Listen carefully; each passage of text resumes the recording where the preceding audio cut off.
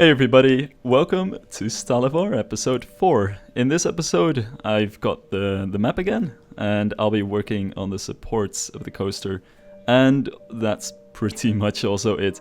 I'll be supporting just about half of the layouts today, going kind of in detail and trying to go for these realistic Gerstlauer supports, which are quite bulky and complicated, so it'll be an interesting task to accomplish for sure. And as always, I've got with me Rudi. Hello. And Operateur. Hello. So, this is quite an interesting episode because I have no idea what we can even talk about, really. But to give a bit of an introduction for the uninitiated, Gerstlauer coasters are quite well known for their ridiculous support structures, and these Infinity coasters specifically. If you look at Taron in Hansa Park, it has some extreme structures around the first element. But some other examples would be probably the Smiler, with supports going just about everywhere. And a lot of the inspiration for me actually came from Gold Rush in Slagharen.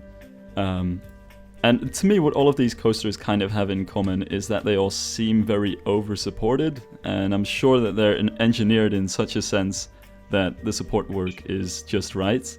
But compared to coasters from other companies, it really feels like they have a lot of supports. I don't know how you guys feel about that. Well, I'm just looking at one of the Hansa Park images, and wow, holy heck! This looks like like a modern art statue that right? One of these New York City modern artist guys would have placed at some beach port or so, just to be very cool. Wow, this is insane. I have one question though. Maybe you can fill this even in this episode. Kind of filling the time in basically, because I was always wondering while you were talking about this now. When I did the supports in Eastern Alpali, many people in the comments were actually talking about how the weight and how the forces are kind of put onto the supports. And if I look at this, they don't really follow a certain geometric structure. It even seems like. I don't know, how would they even kind of spread the whole forces across each other? Is there kind of a rule? Do you know anything about that? Because for me it looks like super weird, as you just said, like putting them everywhere. But I mean, they want to have less vibrations, I guess. So that should be a main target, right? Yeah, and you want to, keep the track up in general and not let it fall down by gravity. I mean, if there's a general rule that's really easy to follow that works just about for any coaster, it's that they are related to the G-forces. So in areas where you have a lot of positive G-forces, especially at the bottom, at the valleys between hills, you'll get many supports, a very high density of supports, whereas at the top of the hills, especially inversions or top hats or things like that, you don't really need that many supports because there's no weight pulling down onto the track, and in fact, if you've got negative Gs, the coaster car is actually pulling the track upwards. So actually one of the craziest things that Gerstlauer sometimes does, and I know this, you could see this on Hang Time and a number of other Gerstlauer coasters, I don't know which ones, but you'll see supports between track pieces. So supports that aren't connected to the ground, but simply a metal beam between one track piece and another one, usually quite high up, where the G-forces are pointing toward the sky just to keep the track, in place generally. So it's not quite as necessary as the supports on the valleys between the hills, where you really need a lot of supports to support the weight of the cars pulling down with the positive G-forces. And I think you can kind of tell on the supports that I've done so far. The top hat supports were based on the top hat of Gold Rush. It's pretty much a carbon copy. So I'm pretty sure that should work quite well. These top hats are very similar, but as you might be able to see, the top of the top hats as well as the top of the inversion, which I'm currently working on, is completely unsupported and pretty much just floating in the air. Wow. Okay, that's seriously a cool thing to talk about, because we were just talking about that quickly in advance of this episode. There's a video on YouTube now talking about your recreation of Taron, by the way, Operateur. And I found this very interesting because there has been also a little bit of talk about the coaster itself and how the different coaster building mechanisms or kind of styles in Planko are also kind of doing different shaping, which then eventually leads to different supporting, which to me seems to be like a science, right? I mean, it's a game, but you end up doing such a crazy amount of research in terms of how forces would work and stuff like that. I wonder if there will ever be a game that really considers this, or is this even a thing in No Limits, maybe? I have no idea, to be honest, but do you need to support that according to the forces? That would be interesting to see that kind of the riding behavior of a coaster would change according to where you place the supports. You know where I'm trying to go here? Mm-hmm. Yeah. I don't think they have something like that. I mean, the game definitely calculates forces and, you know, works with that. So No Limits allows you to automatically bank the coaster track based on the amount of lateral forces to make the lateral forces 0. So it can definitely take forces and work with that. But support work is pretty much just a manual job, and it's just, you know, pretty much just going for whatever looks like it'd be realistic and be able to support the track. But I don't think there's quite as hard of a science behind it. Okay, yeah, because I was looking into your recreation of Taron Operateur quite a bit, like seriously, because for once as a German, I'm really interested in German parks, but also because I was looking into the other recreation that has been done by our German friend, and this is seriously insane to talk about all, because you obviously copied the support work that Finalizing has done, right? So yeah, indeed, it's just one-on-one copy of everything. Yeah, this is really interesting because some of them even for me look like weird, if you know what I mean. And yeah, but it's very interesting to look at how people do support works when you do kind of a, I don't want to call it fantasy coaster. It's you know, as long as you're within the region of trying to build realistic coasters, these are kind of coasters that try to be as realistic as possible, but still I have always the feeling that they seem to be so much better in support work than actual coasters. And this was the same case as I was opening Taron again. I was like, they're all over the place. How does this even work? And it feels like they have even, and I think this is a good thing to talk about for our series here, they even try to, I don't know, maybe go for more scenery than placing supports in the exact same way, and then just try to find a workaround to make it work with the scenery, if that makes sense. Mm-hmm. And so this could be also a thing for this series over here, because I know that we've been had a kind of funny chat when you were sending the first pictures of your support work, and Operateur was initially going, well, and where do we put the buildings? Yeah, but I think we're going to the scene, teaming and buildings in the middle of the coaster. So I guess it still can work. Yeah, this is what I just meant. So kind of building the scenery in favor of the supports or vice versa. I'd seriously love to know more about that, if that's even a thing. Yeah, it's extremely difficult. Yeah. Like, I mean, our case just more or less symbolized this because I built just the supports for the first few elements, and then I sent some pictures through Discord. And then Operateur realized that he had some different scenery plans. Which I totally ruined then. Yeah. But this just really made me realize how difficult it is to, you know, manage this structural engineering part of roller coasters, building these supports, figuring out where the layout goes, and the theming and scenery part of it. Especially in the case of Taron, because just everything in Taron had to be managed so well between different companies. You know, there's a company who does the rock work, there's a company that does the architecture, there's a company that makes Taron, but then there's another company that makes Rake. You know, there are so many different parties involved, and how they somehow manage to get all of that scenery and support work to perfectly work together is absolutely mind-boggling. I have no idea how they did that. Exactly, and don't forget about the gardeners, for example. Like, this is again something that is completely crazy. And talking about Fantasyland, have you seen the latest pictures also of Fly? Because I think this is even going to top Taron in terms of scenery and stuff. It's I can see that. Ridiculous. Yeah, it's simply ridiculous. And yeah, just following on your point, I don't know how this works. I mean, wait a second, but you are even recreating it at the moment, Operateur, aren't you? Yes. I'm trying to do whatever that we can find with pictures. So. Is there already? I mean, like, I've seen quite a few that are giving quite a good idea in terms of layout, but is there anything else already? So like a kind of a sky view or like a bird's perspective of it? Not really, right? No, not yet. Only someone who made the sketch based on the pictures on top of like a Google Earth picture.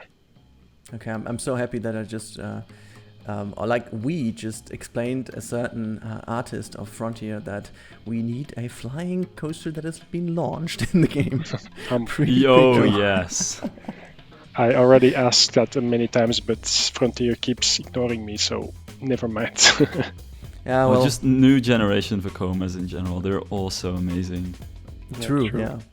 But I wonder, I think especially with that new kind of flying coaster, which hasn't been seen anywhere else, like literally the first installment of this kind, I think even the coaster track with the launched system wouldn't be that big of an issue. I think it's more the issue like how will you get the people boarding, because they have a completely new boarding system, which is like 90 degrees rotated.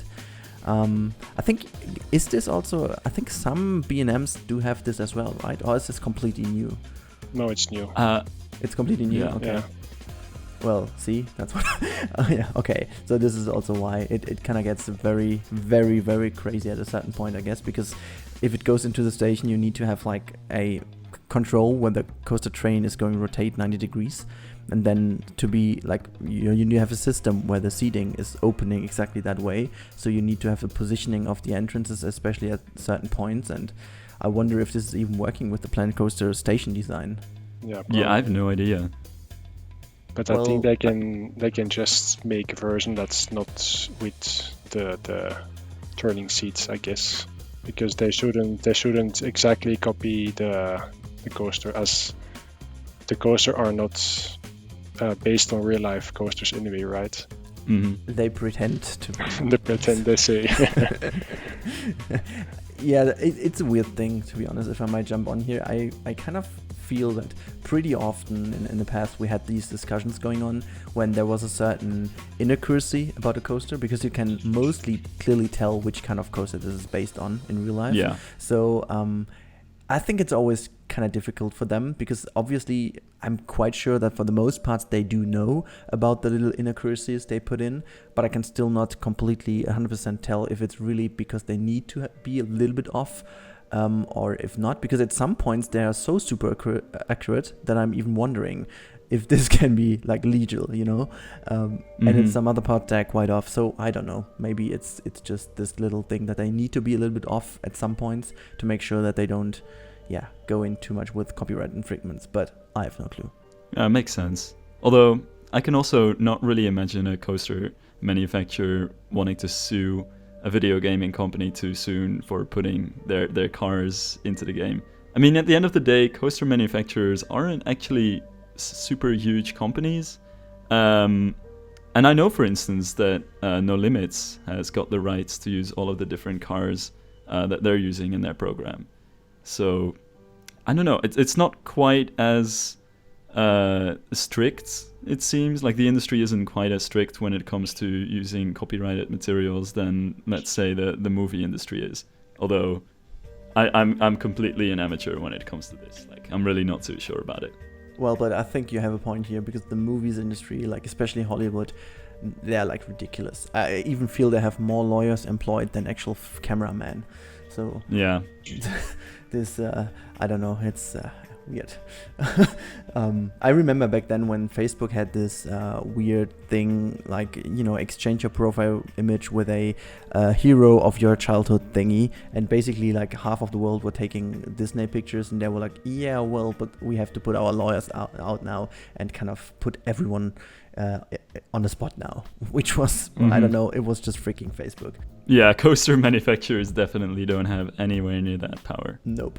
Absolutely not. By the way, you were just talking about doing only supports, but I like what you did with the bunkers, with these little lower end. Yeah, I like this quite a bit. This really went into what I was trying to do there, and then just eventually stopped because I had done too much already. So yeah, nice that you just followed on doing this. Very cool. Oh yeah, I'm glad to hear about that. Yeah, you always need something if your coaster track is kind of going very low to the ground and going through these little lower lying areas. Not to mention putting some foundations in there, because you always need some kind of support for coasters. So yeah, I thought it'd be just about fitting.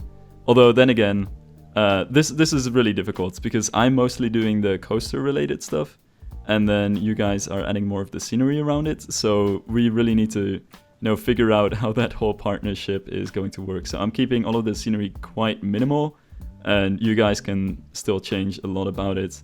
And for now, the current plan is to keep the area around the station supportless, so that I can build the supports around the scenery or through the scenery in some way, or try to make that work together a bit better.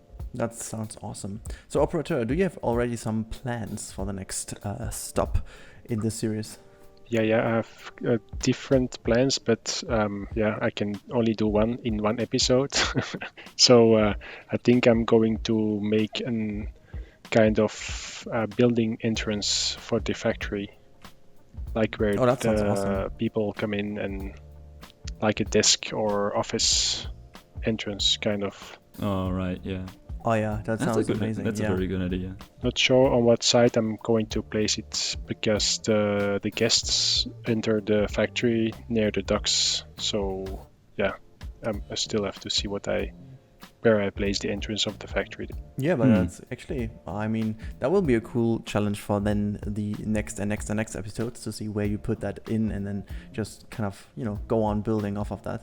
So I'm really curious to see what you're doing. Yeah. I agree, it's actually a really good idea. Sorry to keep coming back to Estonia, but when we were going to the huge factory over there, there's also like this separate building where the people get into the factory, and it's almost like a theme park entrance gate, because these factories have thousands of workers who would go in there every day. So, it's really something you have to manage realistically. Oh yeah, true. And didn't they even get just in the past paid by like the day they even were working, if I remember correctly? So that's also a huge kind of struggle in terms of paying everyone when he's leaving the factory. So. Oh yeah, totally. So it's actually pretty interesting. Yeah, so that's basically the end of the time lapse. I know it wasn't too much interesting going on when it comes to building supports. Although if there's just a few things that I still want to mention, point out that I've been doing alongside just putting the supports, which are mostly at the bottom of these valleys, and then for some of the elements, I thought the inverting loop, the non-inverting loop supports were kind of interesting. Following something very similar to a lot of non-inverting loops in real life, where the supports kind of bend around the coaster track to try and keep the whole loop in position. And then something which some people tend to forget, but is actually quite important, the flanges, which is all of the sections which split up the different support pieces. So, realistically, these supports would have to be transported into the park and put together as if they were Knex pieces. So you need to put those flanges in there. Make sure you can connect them realistically. So that's basically what goes into this. I quite like it, I have to say. I really like the episode because it's something different, and I just like that there is always like a little bit of a difference between these episodes to keep it interesting and, not always see the same stuff again. And I actually love this because it really gives a good idea of what we can do with it. Mm-hmm. Yeah, good work. I also like the colors you used for the supports. Oh yeah. Oh, awesome. Thank you so much. Well, that'll be it for this episode then. And next episode, it's gonna be Operateur again, right? Yes. For the entrance building. Yep. All right. So, looking forward to seeing that one. Thank you guys all for watching, and both of you for coming here and being with me here for this commentary. Thanks, you're welcome. Yeah, sure. Bye, guys. Goodbye. Bye.